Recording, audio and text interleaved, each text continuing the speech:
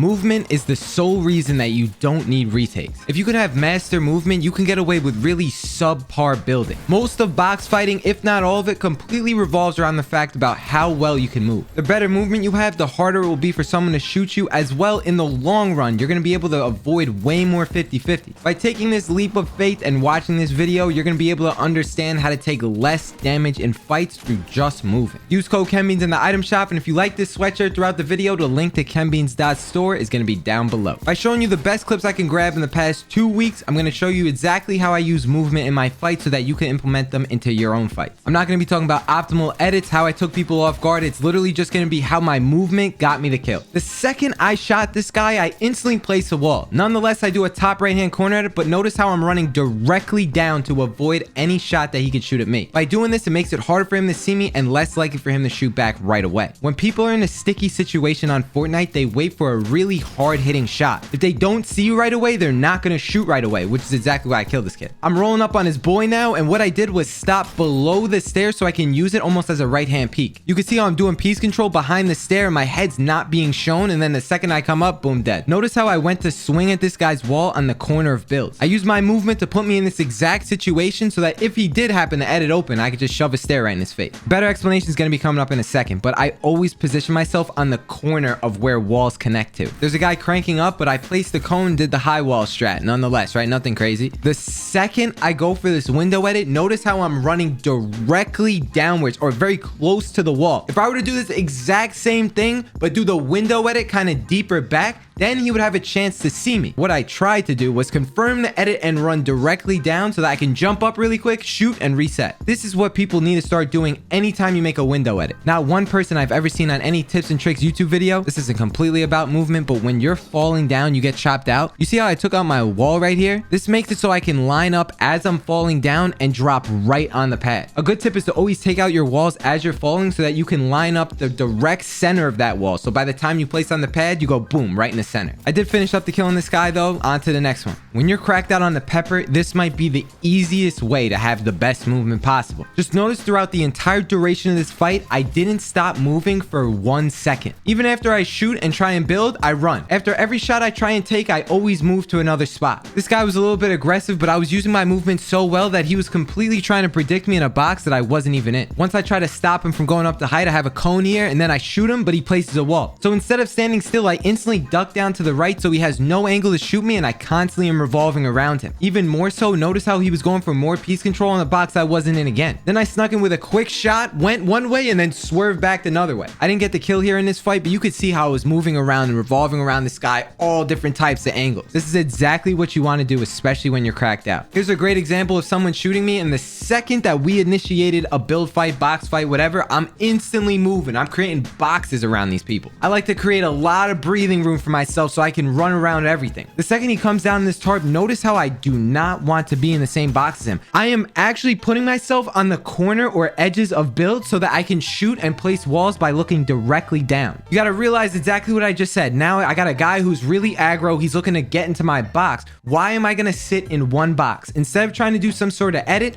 I instantly create more boxes around me. Once I did that, I heard him take out his AR and he started shooting, so I instantly take out my shotgun and shoot him. Then instead of continuing on the same box, I use my movement to go around to a different angle. So essentially, movement in a nutshell is just using your movement to create different angles or different peaks. Never stop moving to make them confused, and always use every wall to play as much angles as possible. Here's another example where I'm initiating a build fight. I'm constantly moving around. I'm not staying stagnant. I'm playing from the low ground, looking for different angles, different peaks. The second I see an opportunity, I instantly shoot this guy and then go for a wall. Notice how once I did the edit on the wall, I was running directly down to run out of all line of sight on the guy. That's how I used my movement to play like Houdini so he couldn't see me, and then I shot him. Playing like Houdini so he couldn't see me. Literally very next fight, another guy rolls up. Notice how I try to play on the edges of builds like every single 5 seconds. That's everything that's running through my mind. I edit the guy down, right? And I shoot him, but instead of staying in the same box, what I do is play on the edge and then I shoot and then place a wall. So I'm gonna pause. Now I have to make an edit. This is a perfect opportunity for a window edit, but you have to do it where you run down to the bottom left side. Then what I do is I crouch and then crouch peek up and then reset. So I finish up the kill, but notice how I'm swerving to the left before or as I'm doing the window edit. That way there's no angle for him to shoot me. I want to be able to make an edit, have the right hand peek, but make sure he misses the shot before I go to shoot him. Otherwise, having a right hand peek is useless. Now, a lot of times I play on the edge of builds, but this guy got the wall. So if I were to pause, the second that this guy got the wall, notice how I'm literally in the direction